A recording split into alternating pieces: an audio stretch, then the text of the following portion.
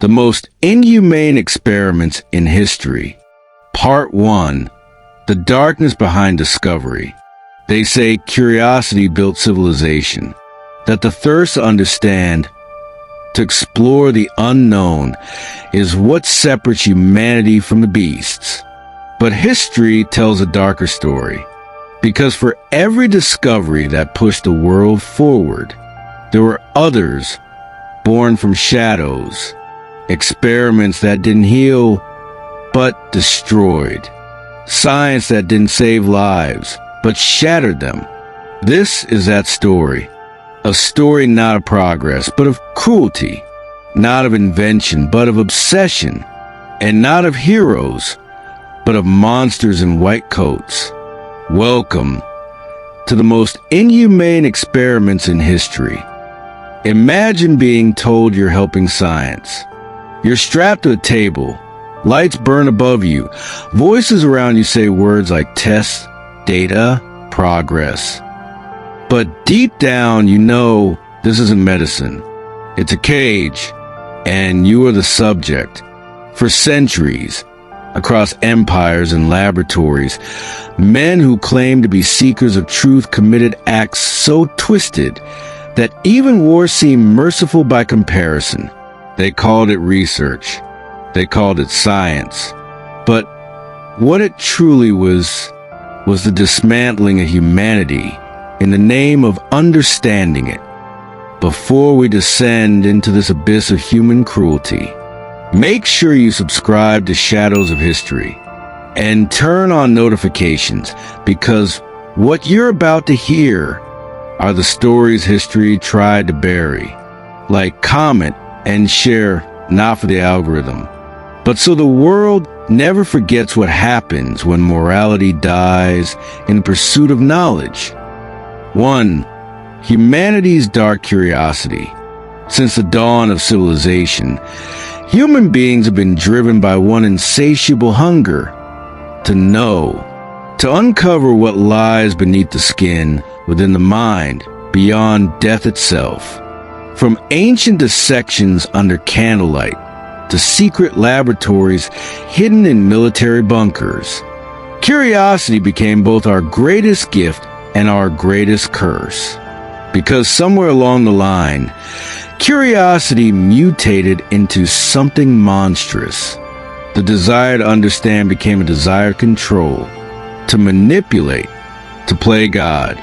And the man who stood behind the microscope began to see the people before them not as humans, but as specimens. 2. The roots of human experimentation. To understand how it began, we must go back, long before the 20th century, to the world of ancient medicine, when the line between healing and torture was thin, and where human suffering was often viewed as opportunity.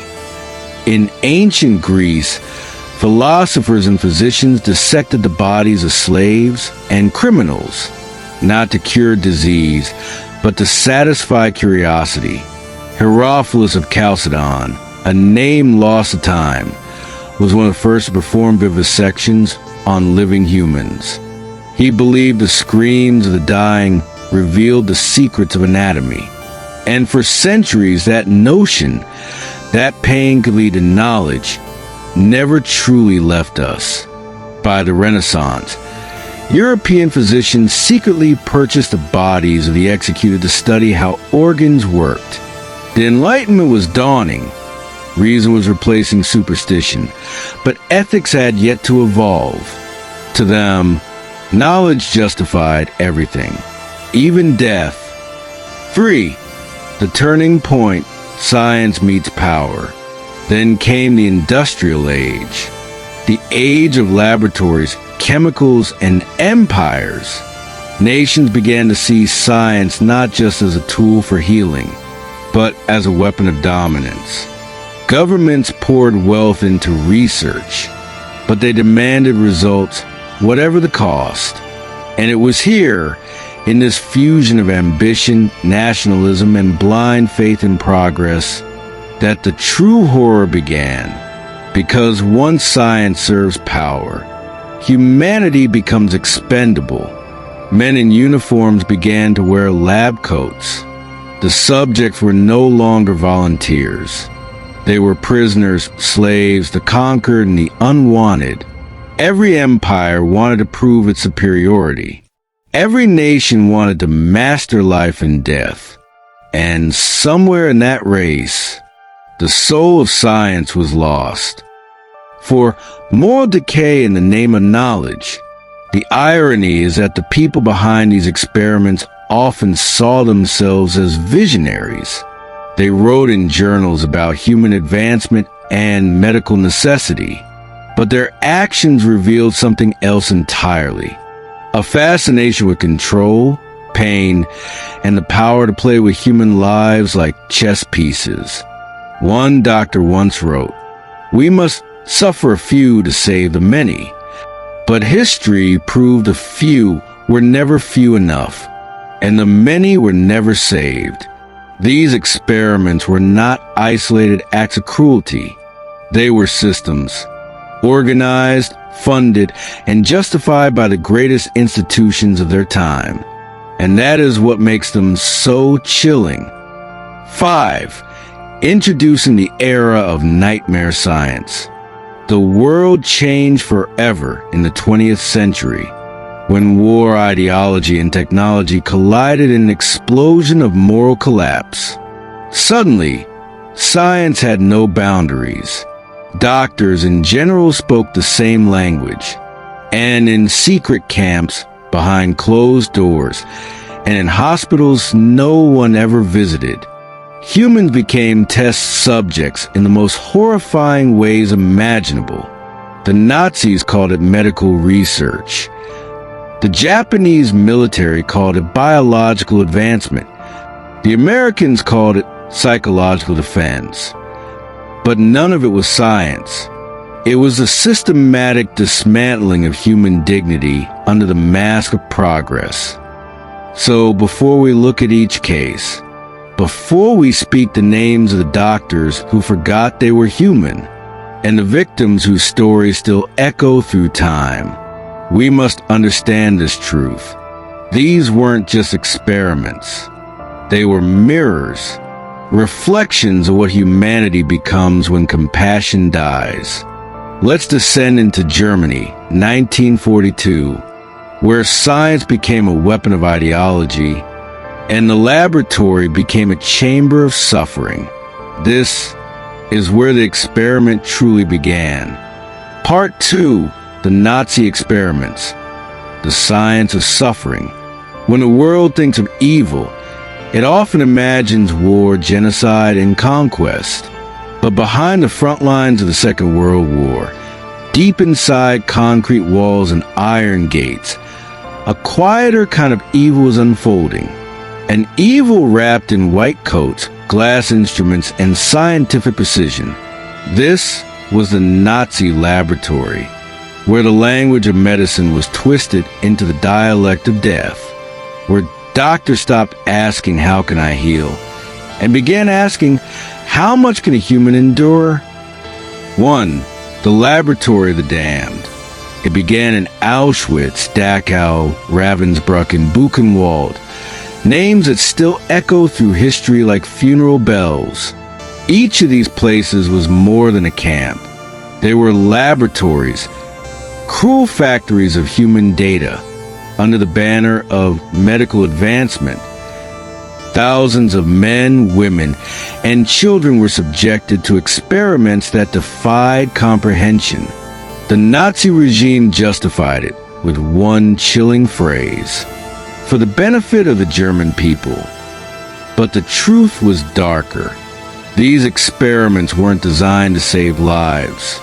They were designed to prove ideology, to turn science into evidence for racial superiority, and human suffering into a tool of national pride. 2. The doctors of death. The man who came to embody this corruption of science was Dr. Joseph Mengele, the so-called angel of death, a handsome, well-educated physician with a charming smile and a heart of stone. He arrived at Auschwitz in 1943, carrying a clipboard and a god complex. Each morning, as prisoners lined up under the scorching sun, Mengele would decide who would live and who would die, with a flick of a finger. Left, the gas chamber. Right, the laboratory. He called it selection. The prisoners called it fate. To Mengele, the human body was nothing more than a canvas, one he could cut, burn, freeze, and inject in the name of research. He performed experiments on twins, trying to unlock the secrets of genetics and heredity. He injected chemicals into their eyes to test if he could change their color. He performed surgeries without anesthesia, measuring pain tolerance, blood loss, and infection. When one twin died, he would kill the other to compare their organs. To him, it was science. To history, it was sadism disguised as discovery. 3. The frozen experiments of Dachau. Further north, in the camp of Dachau, Nazi scientists focused on another goal: survival through pain. The German Air Force wanted to know how long a pilot could endure freezing temperatures if shot down over the North Sea. To find out, they did the unthinkable. Prisoners were stripped naked and submerged in tanks of ice water for hours. Their bodies convulsed. Their skin turned blue, their breath shallow. Doctors watched, taking notes as if it were a classroom lesson. Some were revived through force heating.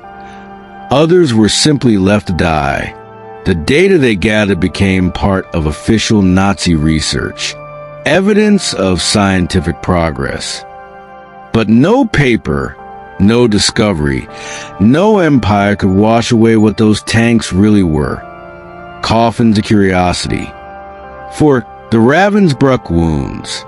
In Ravensbrück, a concentration camp for women, the experiments took another form: cruel imitations of battlefield injuries. Female prisoners were deliberately wounded, their legs sliced open, their bones crushed, and then infected with dirt, glass, and bacteria. Doctors studied how the wounds would rot. Some were amputated alive, their limbs used for medical education. Many of the victims were Polish resistance women, known as the Rabbits of Ravensbrück. Their courage became legendary. Even as they limped, scarred, or dying, they defied their captors with prayer and song. When the war ended, only a few survived. But they carried those scars not as shame, but as evidence that humanity could still endure even in hell. 5. The twisted logic of progress.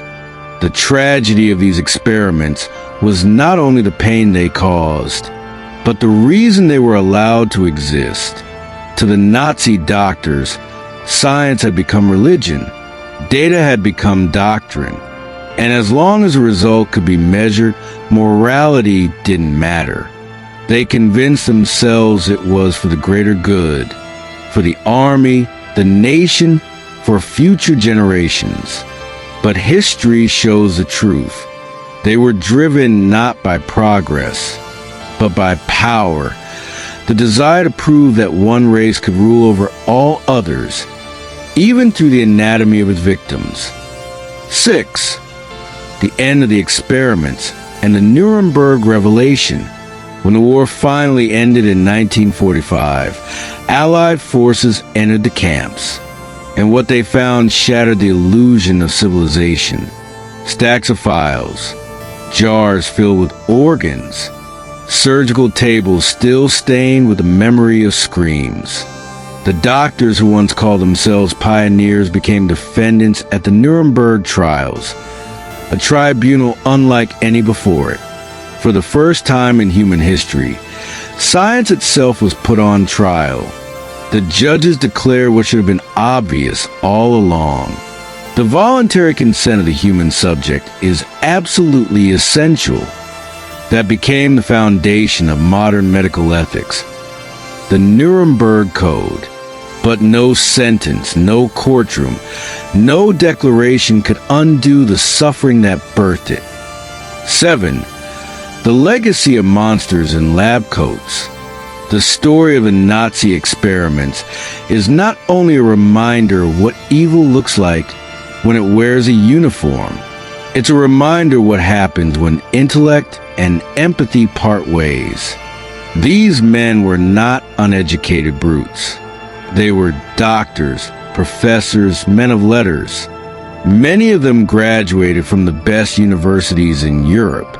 They quoted philosophy, recited poetry, and went home to their families after a day of unimaginable cruelty. That is what makes this story so terrifying, because it shows that evil is not always chaos. Sometimes it's organized. Sometimes it wears a lab coat and smiles as it writes. When the Reich fell, the world swore, never again. But even as the ashes of Europe cooled, another empire, far across the sea, was preparing its own laboratories. And what they would create made even the Nazi doctors shudder. For in the East, science and death merged into one terrifying machine, a place where an empire tested disease on the living, and humanity became fuel for a war no one saw coming. Next, we enter Unit 731, the most secret, most brutal scientific operation in history. Part 3, Unit 731, Japan's Factory of Death. When Japan entered the Second World War, the world expected brutality. But no one, not even their enemies, could have imagined the horror that would unfold behind sealed walls in the farthest reaches of Manchuria. In a remote complex surrounded by barbed wire and snow, there existed a place so secret that even the Japanese soldiers stationed nearby didn't know what was happening inside. They called it Unit 731. Its official name, the Epidemic Prevention and Water Purification Department of the Guangdong Army. But that name was a lie. Unit 731 wasn't preventing disease. It was creating it. And inside those walls, humanity itself was dissected, piece by piece, all in the name of science. 1. The birth of Unit 731. It began in 1936, when Japan was expanding across Asia, dreaming of empire and domination. The Army's medical division, led by a man named General Shiro Ishii, saw a new kind of weapon rising, one not forged in steel or fire, but in sickness. Ishii believed that biological warfare could bring the world to its knees. A single plague, unleashed in the right place, could kill millions without firing a bullet. But to perfect this new science, he needed data. And to get that data, he needed subjects. So Ishii built his Empire of Death, a massive compound in Pingfang, near the city of Harbin in northeastern China. From the air, it looked like any other military facility. Inside, it was a labyrinth of laboratories, glass tanks, furnaces, and prison cells. More than 3,000 Japanese doctors, scientists, and soldiers worked there. And within its walls, thousands of Chinese civilians, Korean captives, Mongolians, and even Allied prisoners would meet a fate more horrific than death. 2. The subjects, Maruta, in the cold. Clinical records of Unit 731. Victims were never called by name. They were called Maruta, a Japanese word meaning logs.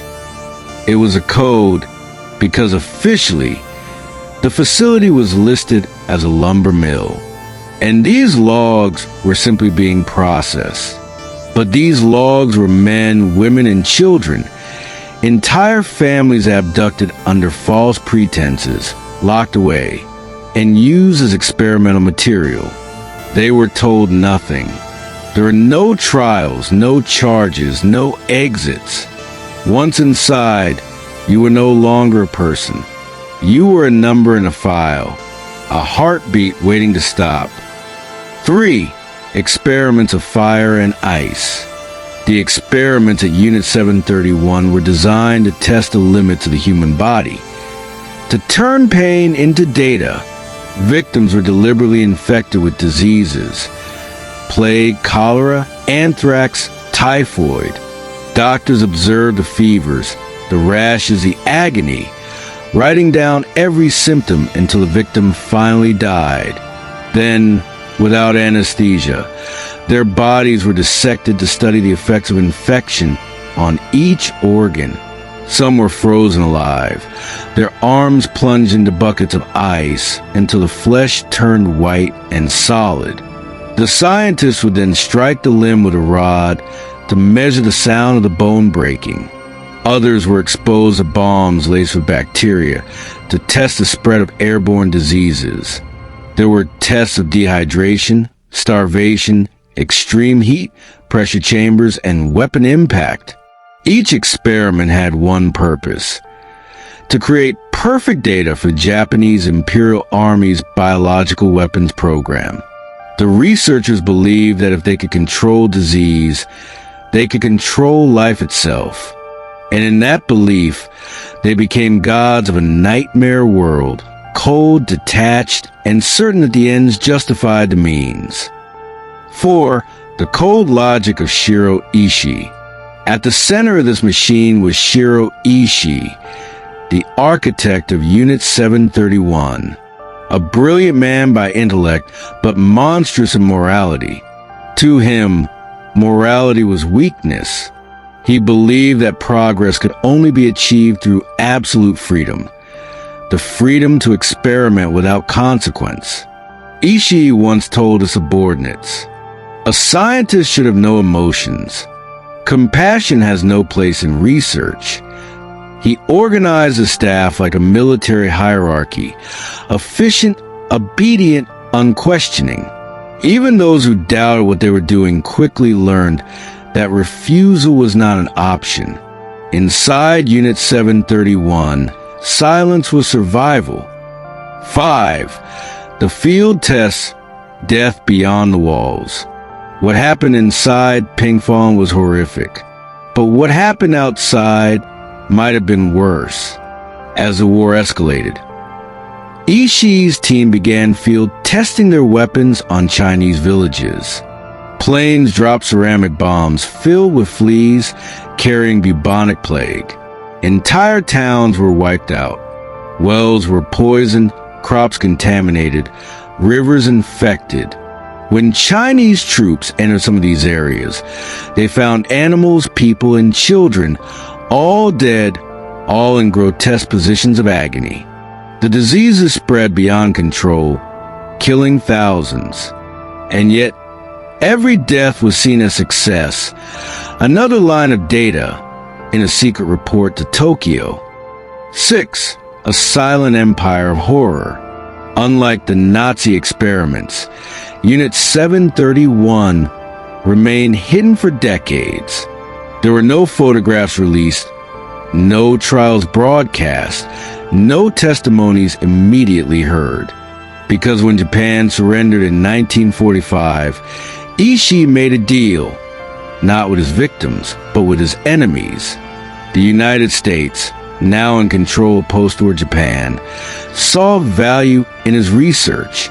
The data collected from human suffering, from plague, frostbite, and torture, was seen as valuable intelligence for biological warfare. So the Americans granted Ishii immunity in exchange for his data. While Nazi doctors were hanged in Nuremberg, Ishii and his men walked free. Some went on to lead successful medical careers. Others became professors. And some vanished into quiet retirement. Justice was traded for knowledge. And history, once again, was silenced by convenience. 7. The legacy of Unit 731. For decades, Japan denied the existence of Unit 731. It wasn't until 1980s that survivors, whistleblowers, and researchers finally brought the truth to light. Even then, official acknowledgement was slow, hesitant, wrapped in political shame. But the evidence was undeniable. More than 10,000 people died directly under Unit 731's experiments, and hundreds of thousands more through biological warfare in China. Entire villages erased from the map, generations scarred by silence. And through it all, one question lingered. How could so many intelligent men commit such atrocities in the name of science? The answer, perhaps, is as old as ambition itself. Because when science serves power, ethics becomes an obstacle. And when obedience becomes virtue, cruelty becomes routine.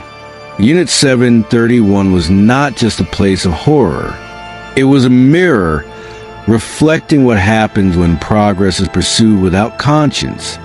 When the fires of World War II finally died, the world entered a new kind of war, one fought not with bullets or bombs, but with secrets, the Cold War.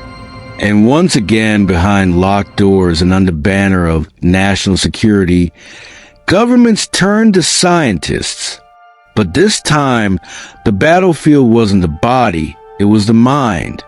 The next chapter of human experimentation would take place not in camps or villages, but in hospitals, universities, and hidden CIA facilities, where truth itself would be tested, where the human brain became a laboratory of paranoia, fear, and control. Next, we step into the shadows of the Cold War, where even free nations learn to justify the unthinkable. Part 4.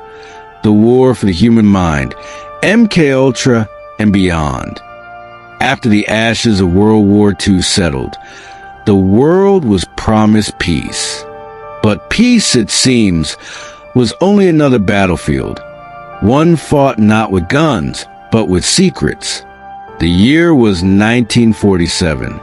The United States had just learned of Nazi doctors who had experimented on prisoners, and Soviet scientists pushing the limits of human endurance in Siberian labs.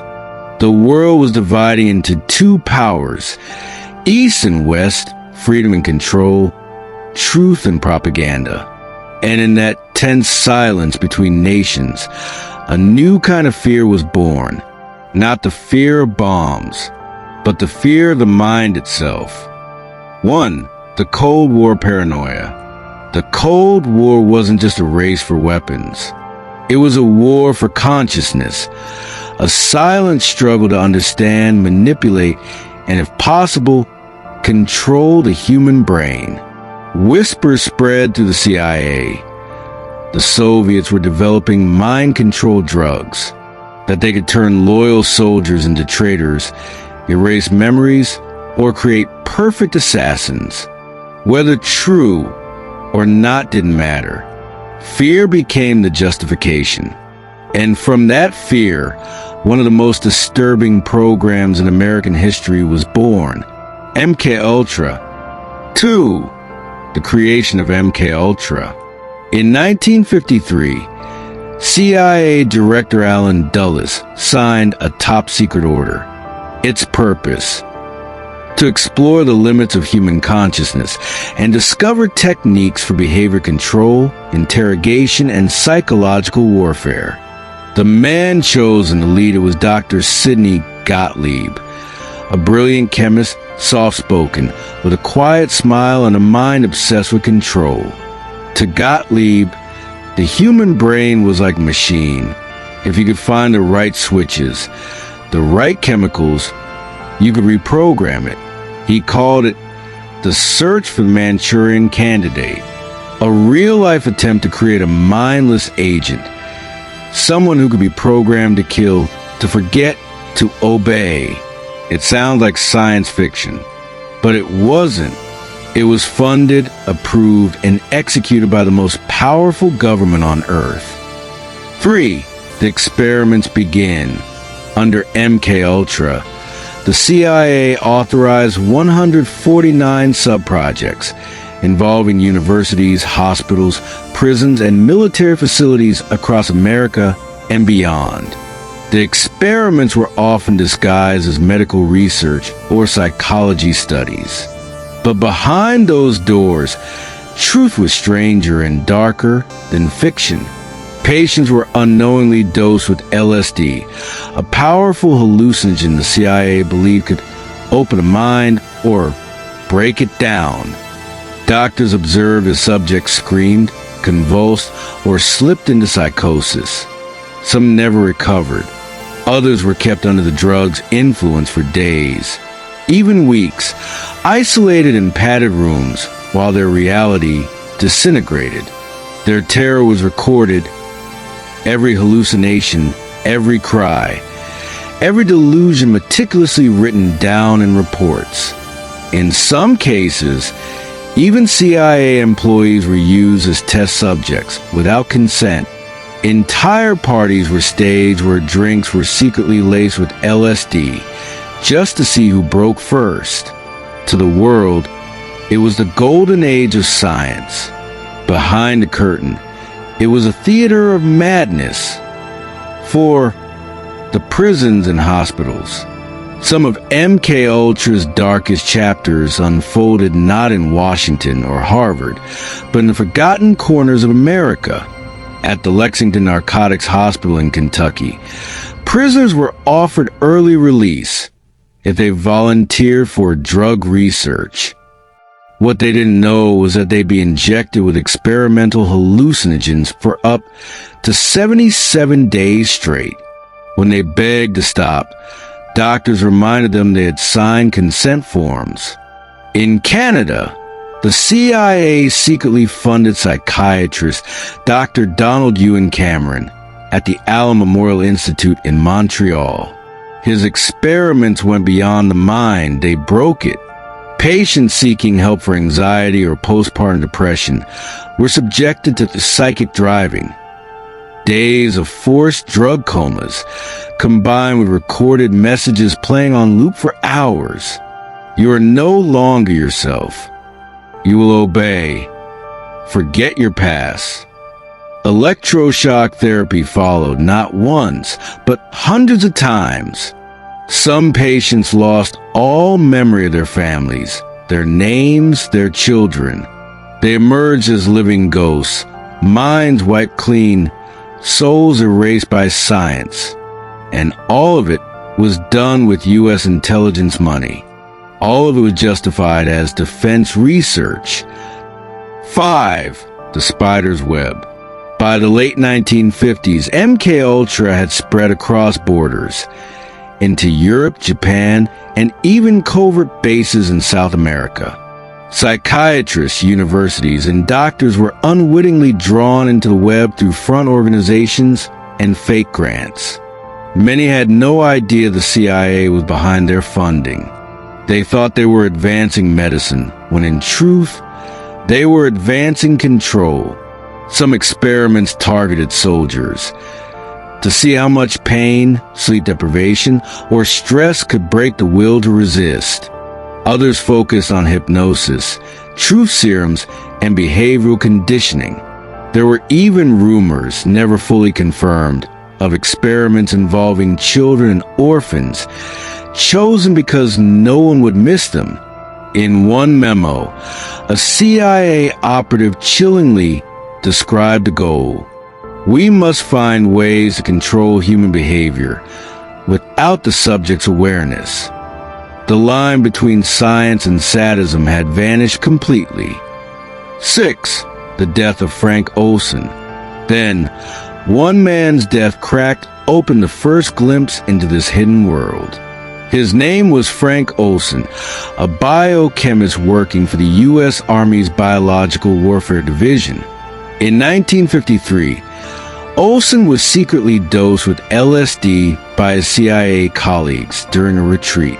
Days later, he began having terrifying hallucinations, panic attacks, and guilt over his work. He told friends he wanted to resign. A week later, He fell from the window of a New York City hotel. The CIA called it suicide. His family believed otherwise. Decades later, declassified documents revealed he had indeed been drugged without consent as part of MKUltra, and that his death had been covered up to protect the program. Frank Olson became the first public casualty of America's hidden war on the human mind. 7. The revelation and cover-up. By the early 1970s, whispers began to spread. Journalists uncovered links between psychiatric hospitals and covert CIA funding. But when Congress finally began investigating, it was almost too late. In 1973, as the Watergate scandal shook Washington, CIA Director Richard Helms ordered all MKUltra files destroyed. Truckloads of documents were shredded, erasing decades of evidence. Only 20,000 pages survived by accident in a misplaced financial archive. Those fragments revealed just enough to confirm the nightmare. Thousands of victims, hundreds of projects, and decades of state-sanctioned psychological torture. During the Senate hearings of 1977, the world heard the words MKUltra for the first time. They listened in disbelief as senators described experiments that sounded too evil to be real. But they were real. The program had operated for 20 years, and not a single person had been held accountable. 8. Shadows that linger. After the hearings, the government promised reform. New laws were passed. Informed consent became a legal requirement for experiments. But the damage was done. Victims were left with shattered minds, erased memories, and ruined lives. Many died without ever knowing what had happened to them. Their families were told lies. To this day, much of MKUltra remains classified, sealed behind national security laws. And yet, its fingerprint appears in every modern debate about privacy, psychology, and manipulation. Because the dream of control never truly dies. It only evolves. 9. The modern legacy. Today, we live in an age where technology watches every move we make, where algorithms know our fears, desires, and weaknesses, where the human mind, the very thing MKUltra sought to conquer, is mapped, studied, and influenced by unseen systems. And though we tell ourselves we are free, the truth is more complex, because control no longer requires drugs or hypnosis. It only requires attention. And attention is the new weapon of war.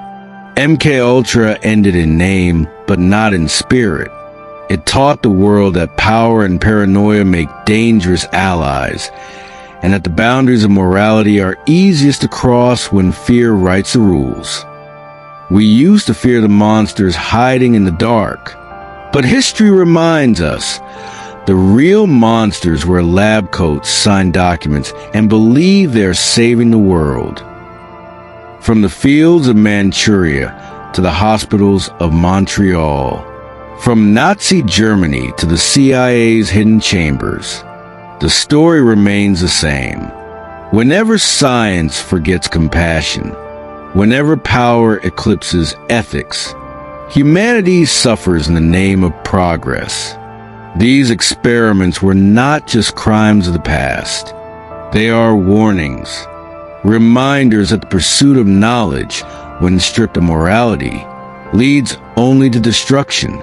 If the story moved you, if you believe history's darkest truths must never be forgotten, then hit subscribe, like, and comment your thoughts below.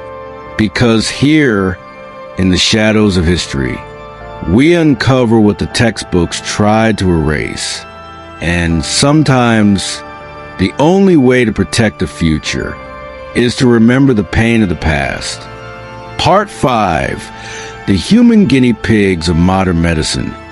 From radiation to genetic engineering, After the Cold War, mind wars faded from public view. A quieter form of experimentation continued, not in secret military bunkers, but in hospitals, universities, and laboratories dressed in white light and good intentions. This was no longer the age of overt torture or open madness. This was the era when cruelty hid behind the language of progress. They said it was for science. They said it was to help humanity. But the people used in these studies rarely had the power to say no. One, the atomic age, when the world glowed, when the atomic bomb was born. So too was the obsession with understanding its power. Governments wanted to know what radiation could do, not just to metals or cities, but to flesh and blood. And so began another secret chapter. The human radiation experiments of the 1940s and 50s. In hospitals across America, scientists injected unsuspecting patients with plutonium, uranium, and radioactive isotopes to study how their bodies absorbed the poison. They didn't tell them what it was. Some were terminally ill. Some were children. One girl, Eb Cade, a 53-year-old truck driver, was admitted after a car accident. Doctors said his broken bones, then secretly injected him with plutonium-239. He lived for years, never knowing he'd been turned into a walking experiment.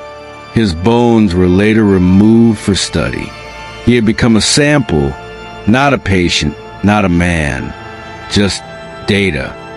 2. The Iron Children.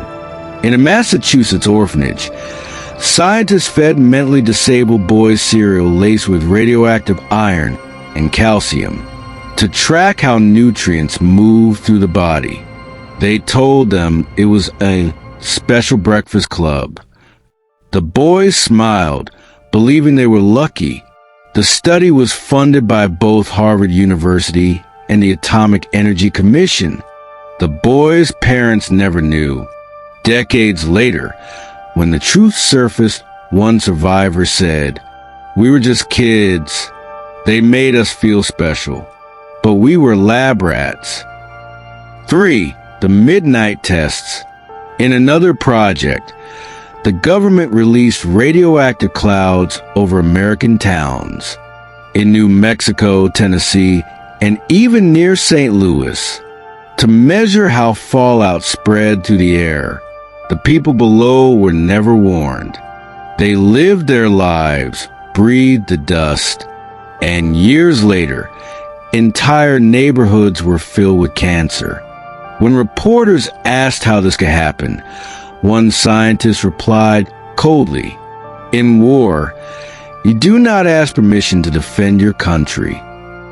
But history shows it wasn't just about war. It was about curiosity, unrestrained, unchecked, unaccountable. And it did not end with radiation. For the cold blood of science, Guatemala 1946. In 1946, American public health officials traveled to Guatemala. They claimed they were studying disease prevention. In truth, they were infecting hundreds of soldiers, prisoners, and orphans with syphilis and gonorrhea, without consent, without treatment, to test the effectiveness of penicillin. The victims were never told. Many died. When the project was revealed decades later, the U.S. government called it a deeply regrettable event. But for the families of the dead, regret came too late. 5. The cancer patients. At the Jewish Chronic Disease Hospital in New York, doctors injected live cancer cells into elderly patients to see if their immune systems would reject them. The patients were told it was just a test, a simple procedure.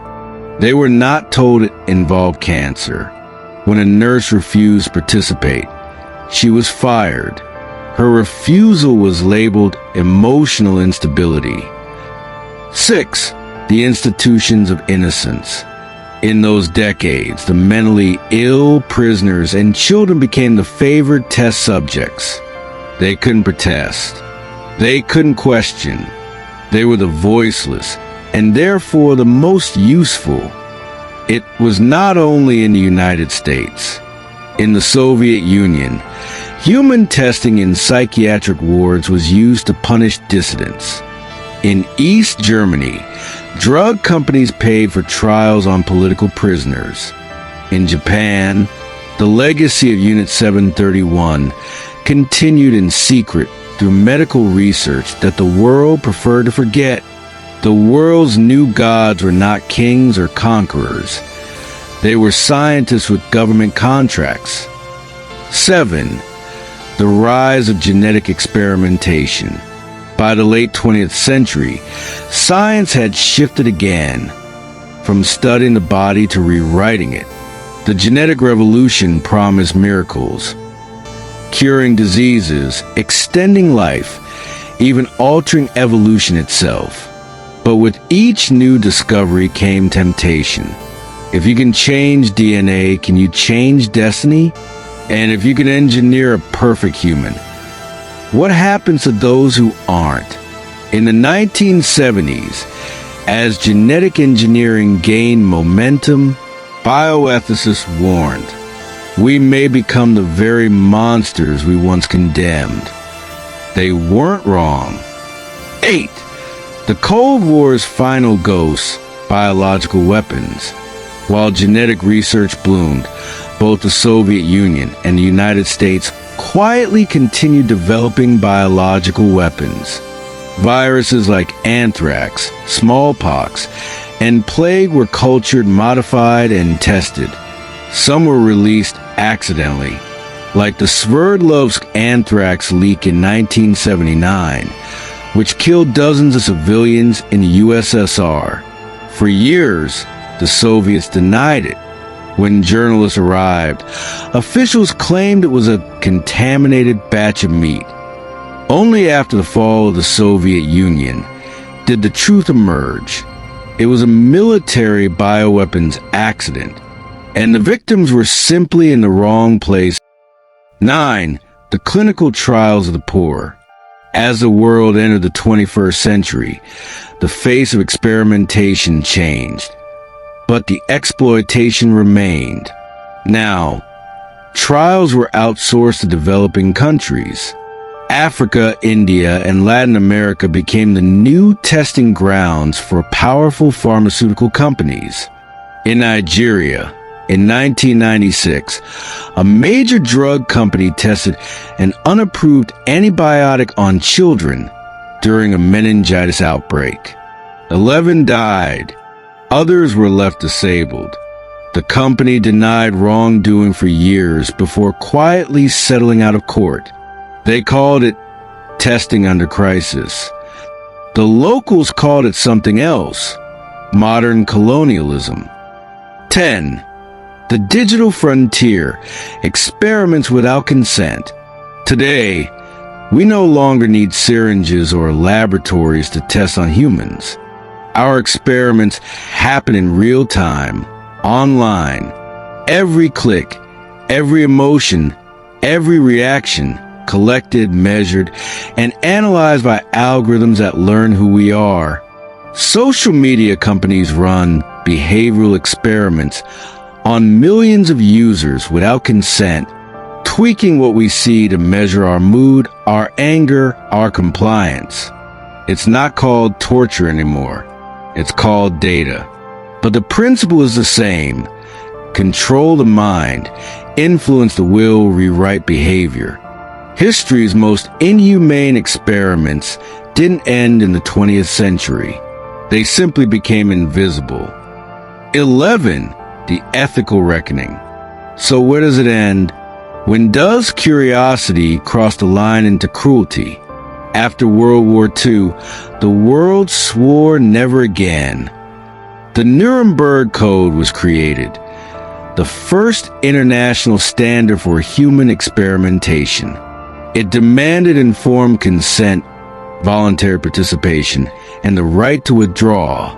But as you've heard tonight, Those rules were broken again and again, because rules cannot stop ambition. Only conscience can. 12. The final reflection. From the death camps of Europe to the sterile hospitals of America, from the icy laboratories of Manchuria to the digital screens of today, the story repeats. When science forgets the soul, humanity becomes an equation. Every age has its monsters. Some wear uniforms, some wear lab coats, and some wear smiles, convincing the world they're doing good. Yet beneath every experiment, one truth remains. The measure of a civilization is how it treats its weakest.